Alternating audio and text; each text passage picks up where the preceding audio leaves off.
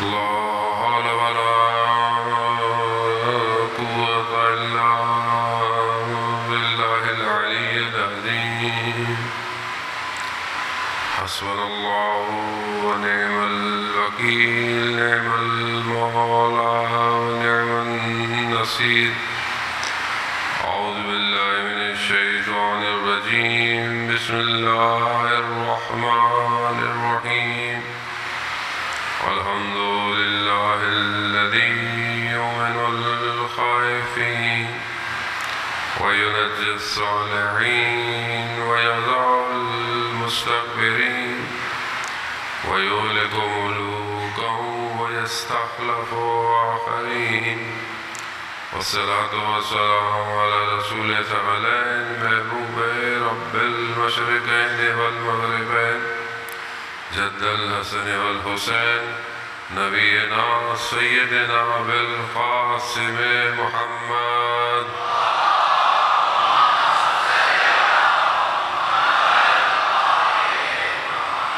وعلى آله الطيبين الطاهرين المعصومين، لا سيما بقية الله في الأرضين. روحي وأرواحنا لتراب مقدم الفداء، ولعنة الله على أعدائهم أجمعين. بسم الله الرحمن الرحيم. رب اشرح لي صدري ويسر لي أمري واحلل عقدة من لساني يفقهوا قولي. أما بعد، فقد قال الله تبارك وتعالى في كتاب الحكيم والقرآن المجيد: وما خلقت الجن والإنس إلا ليعبدون. صلوات بھیج دے محمد.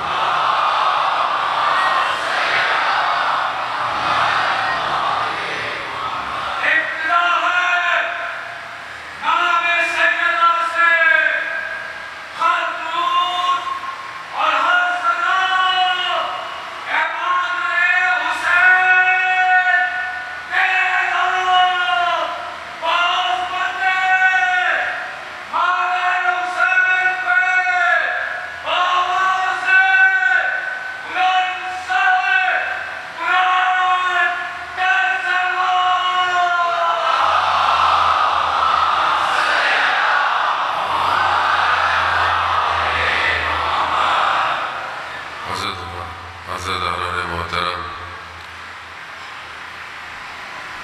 8 محرم کی شب ہے.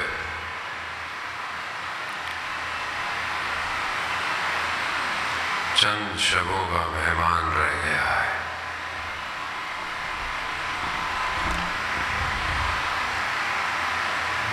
روایات جو بعض کہتی ہیں، جو بیان ہوتا ہے، آج 7 کا دن تھا، 3 دن پہلے پانی بند ہو گیا.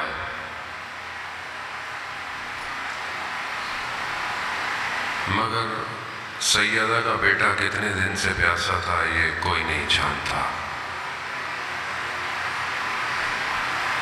شبیں مصیبت کی شبیں ہیں.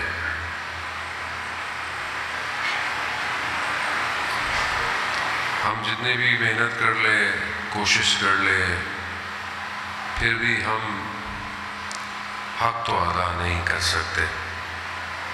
لیکن جو مقصد ہے امام حسین علیہ السلام کا، اس پر ایک قدم بھی اگر بڑھائیں تو بھی نقصان نہیں ہے.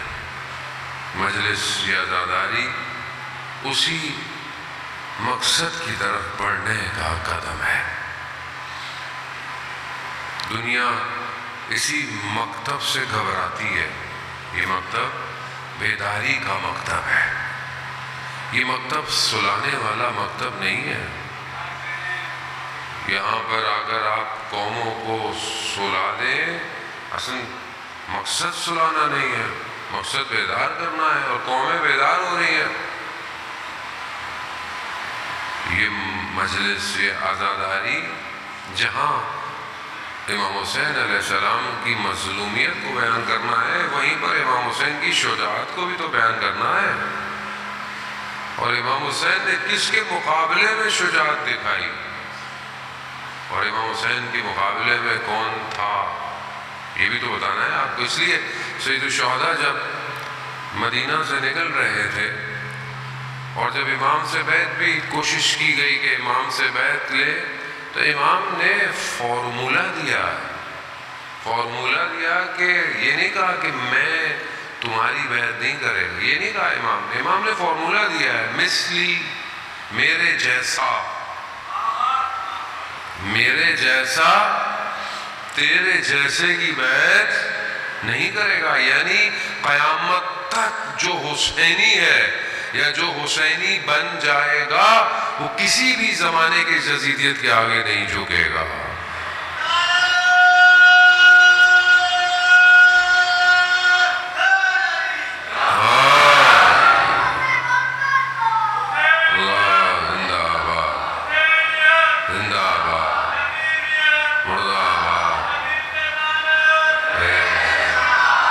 اب یہاں بہرحال ہر دور میں، ہر زمانے میں تقاضے ہیں، ہر ائمہ علیہ السلام نے اپنے زمانے کے حساب سے اس زمانے میں جو اللہ نے ان کی ذمہ داری تھی اس کو ادا کیا۔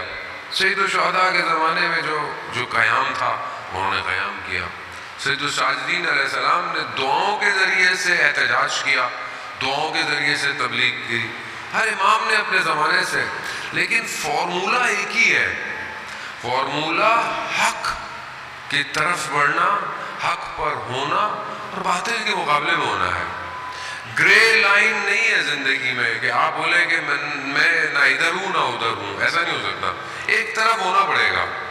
اور آج دنیا میں حق کہاں ہے وہ یہ انسان کو پتا ہونا چاہیے۔ آج دنیا میں باطل کیا ہے، باطل طاقتیں کون سی ہیں، باطل چاہتا کیا ہے، کیوں آپ کو یہ سوچنا ہے؟ آپ بولے ہمیں اس سے کیا سوچنا، مولانا آئے مصائب پڑھیں روئیں گھر جائیں، میں آپ سے کیا ہے رضانے ہوتا ہوں، تو پھر آپ کس حسین کو رو رہے ہیں؟ یار بیٹا میں نعرہ مارنے سے کبھی کسی کو منع نہیں کرتا، یہ نعرے ہی ہیں، لیکن بہرحال نعرے کی اپنی موقعیت ہوتی ہے، ہر جگہ عدل کا تقاضا یہ ہے کہ جو چیز جہاں ہو وہاں اچھی لگتی ہے، وہ موقعیت، کیونکہ میں کمزور ہوں، میں آپ کو نہیں کہہ رہا میں کمزور ہوں، میں تھوڑا سا ادھر ادھر ہو جاتا ہوں، گفتگو کرتے وقت آپ نعرے مارے، بے شک یہ علی علی ہے تو جو آسمانوں پہ جا رہا ہے، باقی ہماری باتیں تو زمین پہ ہی رہ جاتی ہیں ساری۔ تو اب یہاں نعرہ مارنا تھا، کسی نے مارا ہی نہیں ہے۔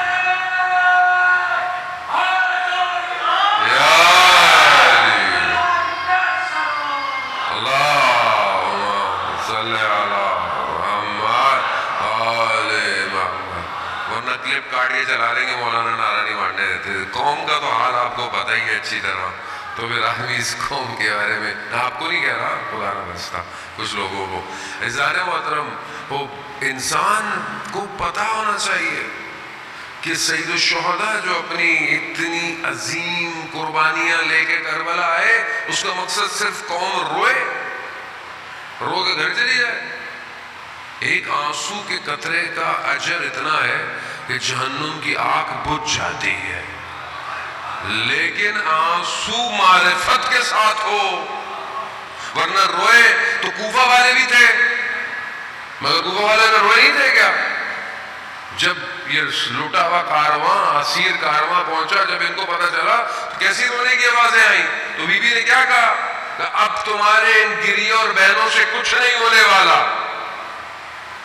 تو صرف رونا کمال نہیں ہے، معرفت کے ساتھ رونا کمال ہے۔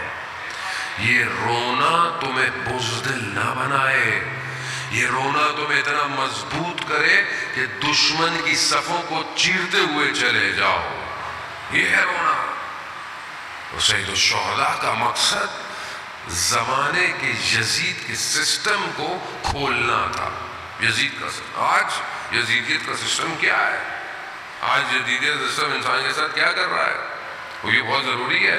اگر آپ اس بیداری کے ساتھ ہیں تو اصل آپ کو کوئی نہیں کہہ رہا کہ آپ باہر نکلیں اور اپنے آپ کو اصل، اصل ہدف اس آخری کی امامت تک پہنچنا ہے، کیونکہ جب تک آپ میں شجاعت نہیں ہوگی آپ امام زمانہ کا ساتھ نہیں دے سکتے۔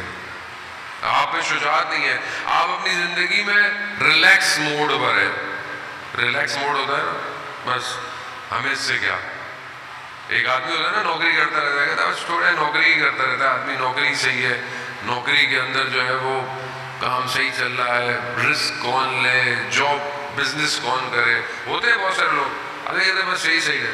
اس طرح ہم اپنی زندگی میں ایک ریلیکس موڈ پر ہے، یہ ریلیکس موڈ ہمیں کیا کہتا ہے؟ ہمیں اس سے کیا، دنیا میں کوئی مشکل ہو رہی ہے، دنیا میں کوئی پریشانی ہو رہی ہے، دنیا میں کوئی ظلم کر رہا ہے، کہیں پر قوموں پہ حملے ہو رہے ہیں، ہمیں اس سے کیا، فلسطین میں کیا ہو رہا ہے، ہمیں اس سے کیا فرق پڑتا ہے؟ وزان محترم، بے حیائی معاشرے میں پھیل رہی ہے، برائی پھیل رہی ہے، نشہ پھیل رہا ہے، جوان تباہ کیے جا رہے ہیں، یونیورسٹیوں کی حالتیں آپ اپنی دیکھیں، ٹی وی کے ڈرامے آپ اپنی جگہ پہ دیکھیں، میڈیا کا کردار اپنی جگہ پہ دیکھیں، قوم بے ضرر ہوئی ہوئی ہے، خاموش۔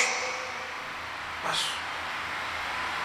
میں یہ نہیں کہہ رہا آپ کو کوئی سیاسی بات یا غیر سیاسی بات نہیں، اصل یہ تو جنرل بات ہے نا، کوئی بھی حکمراں ہو، کوئی بھی حکومت ہو، یہ تو انسانیت کا مسئلہ ہے نا۔ بے غیرتی، بے حیائی، برائی تو خدا کے مقابلے میں ہے نا، کسی حکومت یا کسی پولیٹیکل سیکٹس کے مقابلے میں تو کوئی بھی چیز نہیں ہے، یہ تو انسانی تقاضا ہے۔ اس کے معاملے میں قوم کیوں نہیں کھڑی ہوتی؟ اس کا مطلب کیا ہے؟ اس کا مطلب ہے کہ جتنا ہمیں استعمال کیا جاتا ہے اپنے معاملات کی خاطر کیا جاتا ہے، انسانیت کی خاطر ہمیں کوئی نہیں پکار رہا۔ کیوں نہیں آپ سڑکوں میں نکلتے کہ معاشرے سے بے حیائی برائی ختم ہو جائے؟ کیوں کوئی گروہ یا کوئی ٹولہ جو ہے وہ احتجاج نہیں کرتا کہ یہ جو نشہ جو ہے وہ اتنا کھلے عام یونیورسٹیوں میں بکتا ہے اس کو روکا جائے؟ کیوں نہیں کرتا وہ؟ کیونکہ قوم کو سونے والے کیپسول لگا دے۔ کسی دنیا کے کسی بھی درس میں، مکتب میں بیداری نہیں سوائے حسینیت کے، یاد رکھیے گا۔ باقی اکثر اور میجورٹی جو ہے وہ درباری ہے، سب درباری ہیں۔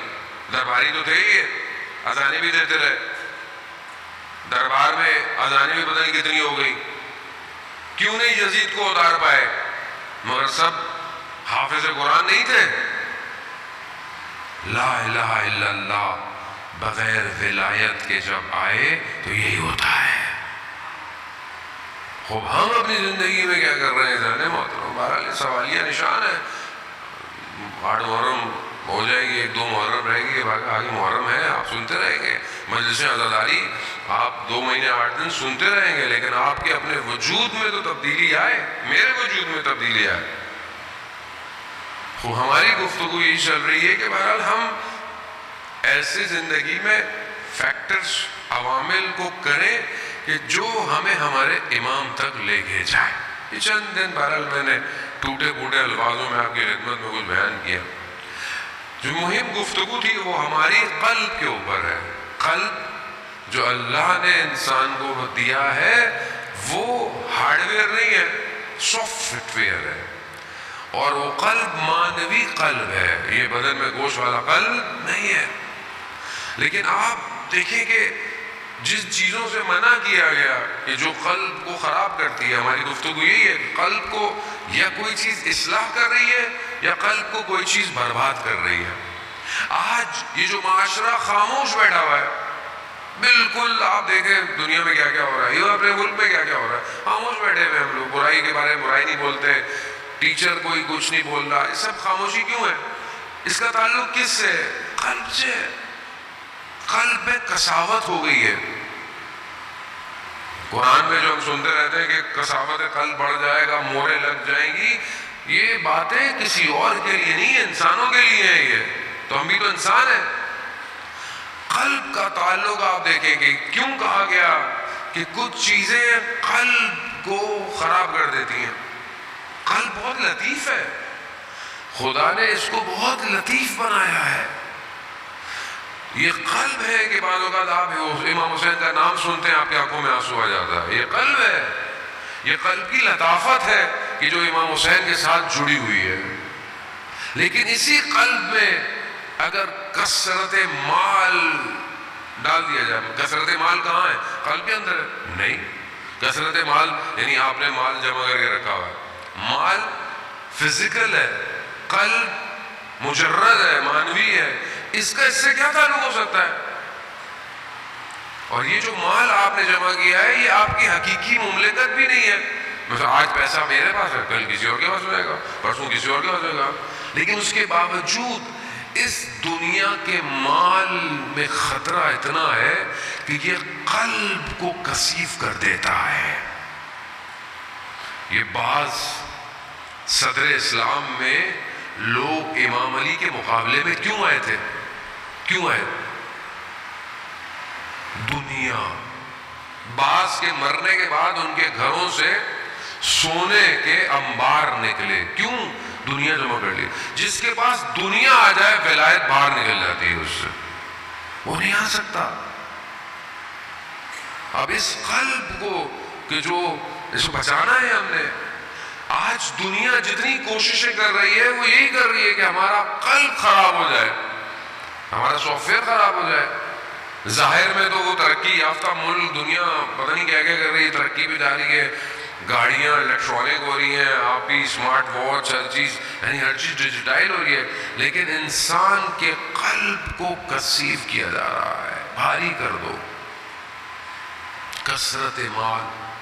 حتی روایت کہتی ہے امام باقر علیہ السلام ارشاد فرماتے ہیں،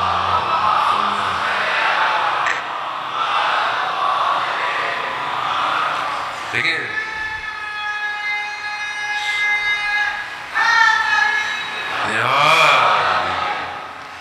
دیکھیں جس طرح ایک بلڈنگ کو گرایا جاتا ہے، ایک بلڈنگ خراب ہو، اب اس کو گرا کے بڑا بنانا ہو تو کیا کرتے ہیں؟ بلڈنگ کو تقریب کر دو، منہدم کر دو. اسی طرح قلب کی بھی عمارت ہے، اور کچھ چیزیں قلب کی عمارت کو گرا دیتی ہیں، مسلسل گراتی ہیں. اس میں سے جیسے میں نے کہا مال ہے، اسی طرح قلب کو ایک چیز گراتی ہے. امام فرماتے ہیں کہ بخیل شخص جو کنجوس ہے اس کے چہرے پر بھی دیکھنا قلب کی عمارت کو گرا دیتا ہے. اب آپ بولیں گے کہ کیونکہ ہر چیز کے اثرات ہیں. بخل، کنجوسی بھی سافٹ ویئر ہے نا، ہارڈ ویئر تھوڑی ہے. سامنے سے تھوڑی لگتا ہے آدمی کنجوس ہے، اندر سے کنجوس ہے، اندر سے بخیل ہے. اور اسی طرح کہ جب انسان کسی نیک کام کرنے والے کے چہرے پر دیکھتا ہے اس کا قلب آباد ہو جاتا ہے. کتنا فرق ہے، کتنا انسان انٹریکشن پر ہے. دنیا کیا کر رہی ہے؟ کیسے چہرے آپ کو دکھاتی ہے، کیسے چہرے آپ دیکھ رہے ہیں دنیا میں. کتنے اچھے لوگوں کے پاس بیٹھتے ہیں. اسی لیے کہتے ہیں نا کہ انسان کو اچھے لوگوں کے ساتھ بیٹھنا چاہیے. کیوں؟ اثرات مرتب ہوتے ہیں. کیوں آتے ہیں؟ کیونکہ اچھے شخص کا چہرہ آپ کے قلب کو آباد کرتا ہے. A man is known by his company. انسان اپنی کمپنی سے پہچانا جاتا ہے نا. اب کمپنی جتنی خراب ہوگی، دوست خراب ہوں گے، آس پاس خراب ہوں گے، تو اس کے اثرات یہ سافٹ ویئر انٹریکشن آپ کو دنیا کی کوئی دانشگاہ نہیں بتائی سوائے امام حسین کے. اسی لیے کہتے ہیں المجالس فی العلماء، علماء کے ساتھ اٹھنا بیٹھنا انسان کو آباد کرتا ہے. تو ہم کتنا بیٹھ رہے ہیں؟ یہ ہمیں دنیا کیا دکھا رہی ہے؟ دنیا آج کل آپ کو کیا دکھاتی ہے؟ آپ کا اب تو موبائل بھی سمارٹ ہو گئے. اب آپ کو موبائل بتا دیتے ہیں کہ آپ نے کتنے گھنٹے اسکرین یوز کی، کتنے گھنٹے آپ نے یوٹیوب یوز کیا، سب. تو آپ اپنے دل میں خود فیصلہ کر لیں کتنے گھنٹے آپ کس کو دیکھ رہے ہیں، کن چیزوں کو دیکھ رہے ہیں. اب اگر انسان غلطی کر بیٹھتا ہے، جھوٹ بولتا ہے، غلط بات زبان سے نکلتی ہے، نماز قضا ہو جائے، یا نماز پڑھے اور نماز میں پتہ ہی نہیں ہے کیا پڑھ رہے ہیں، اس کا مطلب کیا ہے؟ اس کا مطلب ہے چہرہ، ایسے چہروں کو میری نگاہیں دیکھ رہی ہیں جو ٹھیک نہیں ہے. تو اب آپ کو کیا کرنا ہے؟ قلب، آپ کی آنکھوں سے ٹنل آپ کے قلب میں جا رہا ہے. پہلی چیز تو اپنی آنکھوں کو بہتر کریں، کیونکہ جو چیز انسان دیکھتا ہے یہ اس کے ذہن میں، عقل میں فریم بن جاتا ہے، اور یہ فریم اس کو تنگ کرتے رہتے ہیں. یہی چیز اس کے قلب کو ٹرانسمٹ ہوتی ہے. اچھی ہوتی ہے اچھے عمل کی طرف دعوت دیتی ہے، بری ہوتی ہے برے عمل کی طرف دعوت دیتی ہے. اسی لیے انسان کو مکروہات سے بھی بچنا چاہیے، یعنی وہ چیزیں جو حرام نہیں ہیں مگر کراہت رکھتی ہیں اس سے بھی بچنا چاہیے. کیوں؟ کیونکہ آج یہ مکروہ انجام دے گا، کل یہ حرام انجام دے دے گا. کتنے علماء ایسے تھے جن کی زندگی میں صرف حلال اور حرام، انہوں نے کبھی بھی مستحب کو مستحب نہیں سمجھا بلکہ اس کو جائز سمجھ کے انجام دیا، اور مکروہات کو حرام سمجھ کے چھوڑ دیا. اور یہ سب تاثیر انسان کے قلب کے اوپر ہوتی. اب ایک اور چیز جو انسان کے قلب پر ہے وہ رقت قلب ہے، یعنی قلب میں رقت ہونا. انسان کبھی کبھی دعا پڑھتا ہے، کبھی دعا پڑھتے پڑھتے اس کی آنکھوں میں آنسو آ جاتے ہیں. اس کا مطلب کیا ہے؟ اس کی قلب میں رقت ہے. کبھی کوشش کریں، انشاءاللہ کہ آپ کرتے ہوں گے کوشش، لیکن کبھی آپ پوری دعائیں پڑھ رہے ہیں، سب کچھ کر رہے ہیں، آپ کے قلب میں نرمی پیدا نہیں ہو رہی، لطافت پیدا نہیں ہو رہی. اس کا مطلب کیا ہے؟ رقت قلب ختم ہو گئی ہے. یہ سب سے بڑا خطرہ ہے کہ اگر انسان کے قلب میں رقت نہ ہو. انسان فضول باتوں میں کہہ کے لگا کے ہنس تو رہا ہے، لیکن انسان اپنے آس پاس چیزیں دیکھ کر اسے رونا نہیں آ رہا. آپ کو کسی اور کی تکلیف میں آپ کے دل میں تکلیف نہیں ہو رہی. اس کا مطلب کیا ہے؟ اس کا مطلب ہے کہ رقت ختم ہو گئی ہے. کسی کی تکلیف دیکھی آپ نے، آپ کو کچھ نہیں ہوا. کثافت قلب، یہ جو آپ دیکھتے تھے کہ یہ جو شام میں یہ جو دوسرا ٹولہ تھا یہ کس طرح گردنیں کاٹ دیتا تھا، کیسے کاٹ دیتا؟ اس کو پتہ نہیں ہے مسلمان ہے. کثافت قلب کیسے تھی؟ باقاعدہ گولیاں کھلائی جاتی تھیں جو قلب کو اتنا سخت کر دے. دنیا یہ کر رہی ہے، ہمیں پتہ ہی نہیں ہے. ہمیں پتہ نہیں ہے یہ جو ہم لوگ جنک فوڈ کھا رہے ہیں، پتہ نہیں کیا کیا کھا رہے ہیں. آج ہمیں کیوں نہیں رقت آتی؟ ہم ساری رات بیٹھ کے ٹی وی دیکھنا، نیٹ فلکس دیکھتے رہیں گے، ہم سے قرآن کا ایک صفحہ نہیں پڑھا جاتا. کیوں نہیں پڑھا جاتا؟ کوئی نصیحت کرے 5 منٹ سنا نہیں جاتا. لطیفے سناتے ہیں آپ ساری رات بیٹھ کے.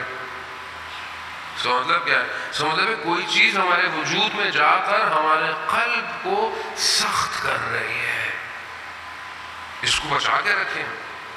یہ اگر خراب ہو گیا تو وہ آواز نہیں آئے گی جو مکہ سے آواز اٹھے گی، یا ایھا العالم میں حسین کا فرزند ہوں. یہ آواز نہیں آئے گی. تو اپنے قلب کو بہتر کریں. ذرا محترم، کیسے کیسے علماء تھے جن کے قلوب اتنے مضبوط تھے، اتنے وسیع تھے. ملا قلی حسین ہمدانی کے پاس ایک شخص بہت مشکل سے پہنچتا ہے، کافی دن کی مسافرت کے بعد پہنچتا ہے اور ان سے کہتا ہے کہ میری زوجہ شدید بیمار ہے، تو کوئی چیز ایسی دے، کوئی دعا کرے کہ وہ بچ جائے. تو انہوں نے کہا کہ تمہارے جیب میں جو ایک کشمش ہے وہ دو. اب اس نے بولا کہ میں اپنی بیوی کے لیے دعا مانگ رہا ہوں، یہ مجھے بول رہے اپنی جیب میں کشمش دو. میری جیب میں مجھے پتہ نہیں تھا کہ میری جیب میں کچھ ہے بھی کہ نہیں. میں نے کہا نہیں، میرے پاس کچھ نہیں ہے. کہہ رہے نہیں، اپنی جیب میں دے. کہتا ہے میں نے جیب میں ہاتھ ڈالا تو مجھے یاد آیا کافی دن پہلے کسی دوست نے مجھے چیزیں دی تھی کھانے کے لیے، تو میں نے جیب میں ڈالی، ایک رہ گئی. انہوں نے کہا دو مجھے. میں نے نکالی، اس پہ پھونکا انہوں نے کچھ، کہا یہ اپنی بیوی کو دے دینا، وہ کھا لے. کہنے لگے کہ قبلہ میں جتنے دنوں میں اپنے گھر پہنچوں گا میری بیوی تو مر چکی ہوگی، یہ آپ کیسی باتیں کر رہے ہیں؟ کہا اچھا ایسا کرو تم خود کھا لو. اب انہوں نے بولا کہ مطلب میں اب ان کو کیا کہوں. میں نے کھا لی. اب میں روتا دھوتا کچھ دن بعد اس امید سے کہ مجھے پتا تھا کہ میری بیوی تو مر چکی، میں گھر گیا، میں نے دیکھا میری بیوی تو برتن دھو رہی ہے، چائے بنا کے بیٹھی ہوئی ہے. میں نے کہا یہ تمہیں کیا ہو گیا؟ کہا میں تو ٹھیک ہو گئی. کہا کیسے؟ کہا ایسا ہوا اچانک سے. کہا وہ وقت کیا تھا؟ جب وہ وقت بتایا تو وہ وہی تھا کہ جب اس کشمش کو میں نے کھایا تھا. قلب اتنا وسیع ہو جاتا ہے کہ دوسروں کو بھی سمیٹ لیتا ہے.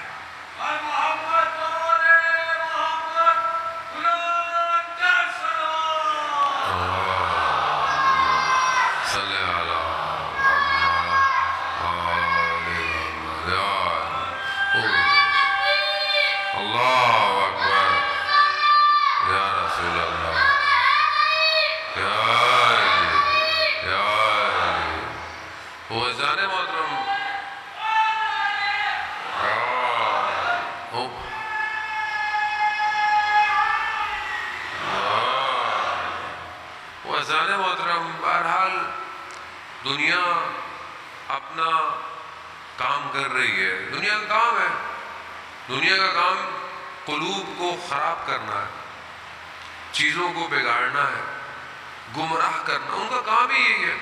دنیا میں جو دوسری طاقت ہے وہ ساتھ ساتھ چل رہی ہے. ابھی ہمارے اپنے اوپر آپشن ہے کہ ہم اپنے آپ کو کیسے صحیح کریں.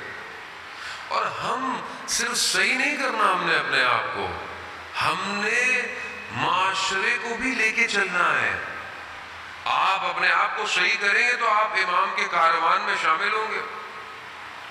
وہ انسان کسی کمال پہ پہنچے گا تو دوسرے کو کمال پہ لے کے جائے گا. جب انسان خود ہی دھسا ہوا ہے دوسرے کو کیسے اڑائے گا؟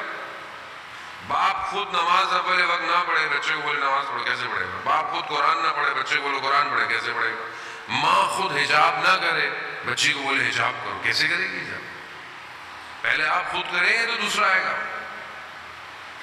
کچھ شہیدوں کے جنازے آئے، گمنام تھے، ان کا نام نہیں پتہ ہی نہیں تھا کہ شہادت کہاں ہوئی کیسے تھی.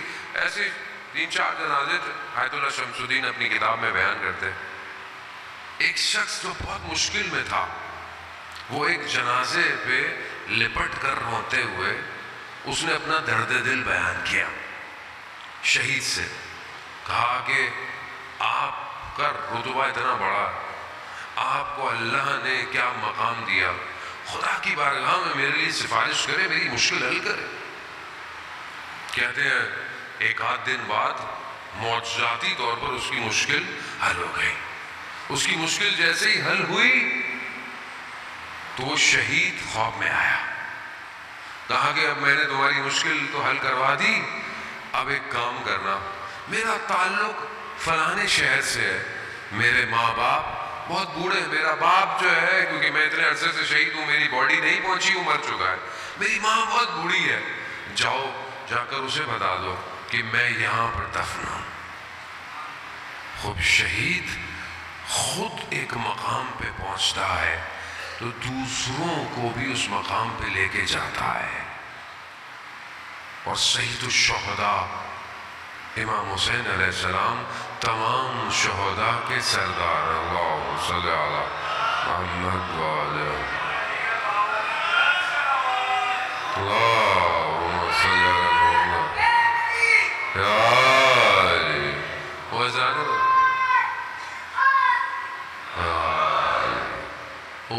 محترم. وہ جو سردار ہو شہیدوں کا وہ ایک شخص کو نہیں، ایک قوم کو نہیں، پوری انسانیت کو کمال میں لے کے جاتا ہے. پوری انسانیت. بس ہمیں اپنے اندر وہ صلاحیت پیدا کرنی ہے کہ ہم اپنے امام کا ساتھ دے سکیں بس. اور اس میں بھی شاید ہم نے کچھ بہت بڑا کام نہیں کرنا، بس اپنے آپ کو حسین پر قربان کرنا ہے بس. یہ جو ہم آپ آتے ہیں چند دن اللہ ہمیں توفیق دیتا ہے، یہ بہت بڑی وہ ہے. یہ شاید ہمیں اس نعمت کا اندازہ نہیں ہے. یہ نعمت قلوب کو منور کرتی ہے. یہ ذکر مردوں کو زندہ کرتا ہے. یہ ذکر ہے. یہ ایک آدھ مجلس انسان کو کہاں لے کے جاتی ہے ہمیں پتہ ہی نہیں. اور مجلس جو ہے وہ ظاہر سے نہیں ہے، باطن سے جاتی ہے. تہران میں ایک عالم دین تھے، انہیں کسی کا فون آیا کہ مجلس پڑھنی، خاتون کا فون آیا چھوٹی سی مجلس ہوتی ہے، بچوں کی مجلس. مولانا کہا پڑھنے کے ٹائم دے گا، ٹائم ہے. تھوڑی دیر بعد ایک شخص کا فون آیا، جسے ہمارے یہاں بعض اوقات فون کروا دیتے نا، مولانا صاحب منسٹر کا فون ہے، اس کا فون ہے، اس کی مجلس پڑھتے ہیں. تو ایسے کو فون آیا کہ ایک مجلس ہے جو بہت بڑا تاجر ہے تہران کا، اس کی مجلس ہے. تو اس نے بولا میرے پاس تو ٹائم نہیں ہے، میں تو یہ ٹائم کسی اور کو دیا ہے. کہا کہ وہ چھوڑو اس مجلس کو، یہ مجلس بڑی مجلس ہے، یہاں ہدیہ بھی بڑا ملے گا اور تعلقات بھی ہوں گے. بہرحال مولانا صاحب نے بولا چلو ٹھیک ہے، ان کو فون کر کے معذرت کر دی، ادھر اوکے کر دیا. رات کو سوئے مجلس سے ایک دن پہلے، خواب میں کیا دیکھا کہ وہ جو مجلس، جو خواتین کی مجلس، جہاں بچوں کی مجلس تھی، وہاں پر امام اپنی بیٹی کے ساتھ کھڑے ہوئے ہیں. ایک دم بیدار ہوئے، شرمندہ ہوئے. ان کو فون کیا، خاتون کو معذرت کی کہ میں آپ کی مجلس میں ہوں. ادھر منع کر دیا، بولا بھائی مجھے نہیں پڑھنی کوئی کسی بڑے شخص کی مجلس. مجلس بڑی چھوٹی شخص کی وجہ سے نہیں ہے، مجلس خود ذکر حسین کی وجہ سے بڑی ہوتی ہے. بس عزیزان محترم، وہ ہم چھوٹی موٹی مجلس گھر میں بھی کیا کریں. ایک شخص گھر میں بھی کوئی بیٹھ جایا کرے. اب ماشاءاللہ ہمارے یہاں گھروں میں عزا خانے ہیں، عزاداری ہے. کبھی کبھی چھوٹی مجلس زیادہ قبول ہوتی ہے، یہ تو اور یقیناً یہ بھی قبول ہی ہے انشاءاللہ. لیکن ہوتا ہے نا، آدمی کہتا ہے جی مجلس ایسی ہو، بڑے زیادہ لوگ ہوں. یہ پھر وہی مادہ ہے، یہاں قلب کو نہیں سمجھے. قلب صرف تنہا ذکر سے بھی کہاں لے جاتا ہے. یہ زندگی میں عالم دین جو بہت مجلسیں پڑھتے تھے، ایک بچوں کی مجلس میں کہیں گئے تو بچوں نے چائے کی بنائی ہوئی تھی، بچے تھے تو انہوں نے کہا نہیں میں جا رہا ہوں. بڑا باریک مسئلہ ہے جانے محترم، ہم خود بڑا ڈرتے ہیں، یا یقین کریں بہت ڈرتے ہیں ہم لوگ. بہت لوگ بڑی ہمیں بھی کہتے ہیں مولانا صاحب ادھر آ جائیں، مولانا صاحب یہ کر لیں. مولانا صاحب مجھے ابھی کسی بچے نے میسج کیا کہ مولانا صاحب میں اور میرے بہن ہم پورا سال پیسے جمع کرتے ہیں، چھوٹی سی مجلس کراتے ہیں، کیا آپ ہمارے گھر آئیں گے مجلس پڑھنے کے لیے؟ اللہ اکبر، کیا امام حسین نے دلوں کو خریدا ہوا ہے. عالم دین نے بچوں کی مجلس تو پڑھی، بچوں کی چائے نہیں پی، چلے گئے. خواب میں کیا دیکھا، بی بی نے آ کر گلہ کیا، کہا شیخ تم چائے پیے بغیر چلے گئے. کہا بی بی، کہا چائے ہم نے بنائی تھی. یہ معاملہ قلوب کا ہے، پیسوں سے زیارت پہ نہیں جایا جاتا، پیسوں سے کوئی چیز نہیں خریدی جاتی. یہاں پر یہاں حسین ہے، حسین چاہے تو چھوٹے سے شخص کو بھی بادشاہ بنا دیتا ہے. حسین چاہے تو حور کو حور علیہ السلام کر دیتا ہے. حسین چاہے ہوا. جانے محترم، امام حسین کے جتنے بھی اصحاب ہیں کوئی چھوٹا نہیں ہے، کوئی چھوٹا، سب اصحاب ہیں. چاہے حبیب ابن مظاہر ہو، چاہے چاہے علی اکبر ہو، چاہے علی اصغر ہو. ہر ماں شب عاشور اپنے بیٹے کو یہی وصیتیں کرتی رہے، بیٹا صبح دیر نہیں کرنا. ایک خیمہ امام حسن کی زوجہ کا بھی ہے، وہ بھی اپنے بیٹے، امام حسن کے 2 بچے ہیں، 2.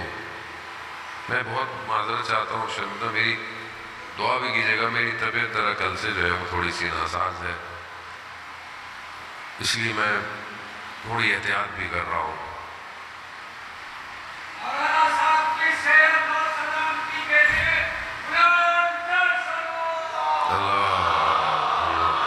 صلی اللہ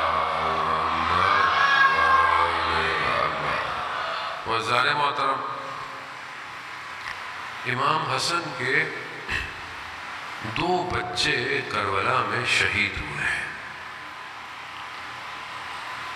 حضرت قاسم کے بارے میں ہم سنتے رہتے ہیں کہ آج انہی کی تبرکات ہیں۔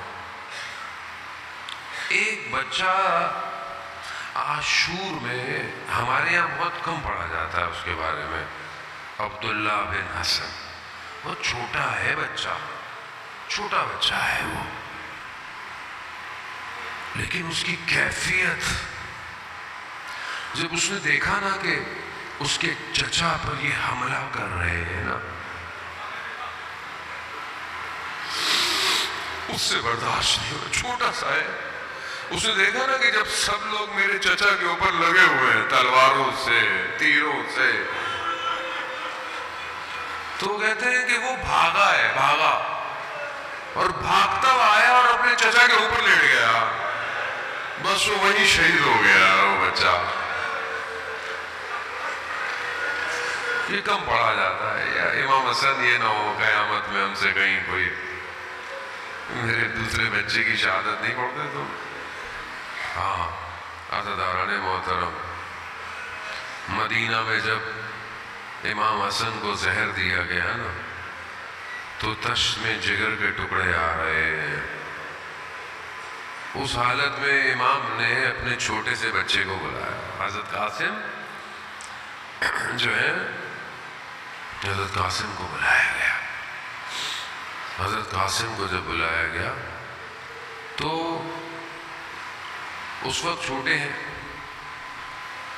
ایک خط سا لکھا اور ان کی والدہ کو دیا کہ یہ تعویذ بنا کر دے دینا، جب اس کی زندگی میں بہت مشکل آئے نا تب اس کو بولنا اس تعویذ کو کھول لے۔ امام حسن کے وفات ہو گیا، شہادت ہو گئی، وقت گزر گیا، حضرت قاسم کو کبھی مشکل نہیں آئی زندگی میں، اور کیسے آتی؟ حضرت عباس جیسے چچا ہوں، امام حسین جیسے چچا ہوں، مشکل کیسے ہے؟ کبھی نہیں آئی۔ روز عاشور حضرت قاسم کی والدہ نے دیکھا کہ کھڑے ہوئے ہیں، کہا آپ کھڑے ہوئے کیوں ہیں؟ آپ ابھی تک گئے نہیں؟ کہا میں کئی دفعہ گیا ہوں، مجھے چچا اجازت نہیں دے رہے۔ مقاتل بیان کرتے ہیں کہ حضرت قاسم یعنی کبھی امام کے پاؤں چومتے ہیں مجھے چچا جانے دے، کبھی ہاتھ جوڑتے ہیں چچا مجھے جانے دے، امام حسین جانے نہیں دے رہے۔ جب والدہ کو یہ پتہ چلا، کہا کہ حضرت قاسم آپ کے بابا نے نا ایک تعویذ دیا تھا اور کہا تھا کہ جب بہت مشکل آئے تو بیٹا اس سے مشکل اور زندگی میں کوئی لمحہ نہیں آئے گا۔ بس کہتے ہیں کہ جب اس تعویذ کو کھولا تو اس میں خط تھا بیٹے کے نام پر، کہا بیٹا جب یہ دیکھنا کہ دشمن نے چاروں طرف سے تمہارے چچا کو گھیرا ہو تو خدا کی راہ میں جہاد کرنے سے دریغ نہ کرنا، اور اگر تمہیں چچا اجازت نہ دے تو اتنی دفعہ جانا کہ وہ تمہیں اجازت دے دے۔ بس اب جب یہ خط پڑھا تو حضرت قاسم وہ خوش ہوئے، چہرے پر مسکراہٹ آئی۔ عزیزان محترم، جب حضرت قاسم کو آتے ہوئے دیکھا نا امام حسین سمجھ گئے اب قاسم سفارش لے کر آ رہا ہے۔ حضرت قاسم نے آتے ہی بابا کا خط جو ہے وہ پکڑا دیا، بس کسی بھائی کو غربت میں بھائی یاد نہ آئے، امام حسین کو جیسے ہی اپنے بھائی کا خط دیکھا بس کیا یاد آیا؟ سب سے پہلے مدینہ میں جلتا ہوا دروازہ یاد آیا ہوگا، رات کی تاریکی میں ماں کا جنازہ یاد آیا ہوگا، ان نے اس رمضان کو بابا کے سر پر تلوار یاد آئی ہوگی، اور پھر مدینہ میں اپنے بھائی کے جگر کے ٹکڑے یاد آئے ہوں گے۔ بس عزاداران محترم کہتے ہیں کہ امام حسین نے حضرت قاسم کو اپنے سینے سے اتنا لگایا، اتنا گریہ کیا کہ دونوں بے ہوش ہو گئے، بے ہوش ہو گئے۔ حضرت قاسم کو تیار کیا، 13 سال کا جوان ہے نا، 13 سال۔ ہمارے 13 سال کے کتنے جوان حضرت قاسم کی سیرت پر چلنے کو تیار ہے؟ کتنے جوان؟ 13 سال کوئی عمر نہیں ہوتی، لیکن افسوس کہ ہم نے اپنے معاشرے میں حضرت قاسم کو زندہ نہیں کیا۔ قاسم کے معنی ہی ٹکڑے ٹکڑے ہو جانا۔ عزاداران محترم، حضرت قاسم کا بدن اتنا نحیف تھا کہ زرہ سینے پہ نہیں آ سکتی تھی، خول جو لوہے کا تھا وہ سر پہ نہیں آ سکتا، امامہ باندھا گیا۔ بس حضرت قاسم میدان جنگ کی طرف چلے۔ بیان کرتا ہے راوی جیسے کوئی چاند ہو جا رہا ہو، حسن کا چراغ ہے گیا، حیدر کرار کا پوتا ہے گیا۔ دشمن کو ایک کو، دو کو، 3 کو، ایک ہی شخص کے 4 بچوں کو جہنم واصل کر دیا۔ اس کو طیش آیا، مگر سامنے سے ہرا نہیں سکتے تھے۔ اس نے دھوکہ اور بہانے سے حضرت قاسم پر وار کیا۔ حضرت قاسم کو توجہ کو ہٹایا اور ایک نیزہ پیچھے سے حضرت قاسم کی پشت پہ وار کیا۔ بس عزاداران محترم، حضرت قاسم کی پشت پہ نیزے کو لگنا تھا۔ یہ لطیف سا بدن اس طرح جو ہے وہ زمین پہ آیا ہے کہ اس نے گرتے ہی کہا چچا جان میرا سلام ہو۔ عزاداران محترم، وہ لعین چاہتا تھا کہ جلدی سر کو تن سے جدا کرے، امام حسین اتنی تیزی سے آئے اور اس کے بازو کو قلم کیا۔ اس نے شور مچا دیا، بچاؤ مجھے بچاؤ۔ بس آپ صرف تصور کر سکتے ہیں، دائیں گھوڑے بائیں طرف چلے گئے،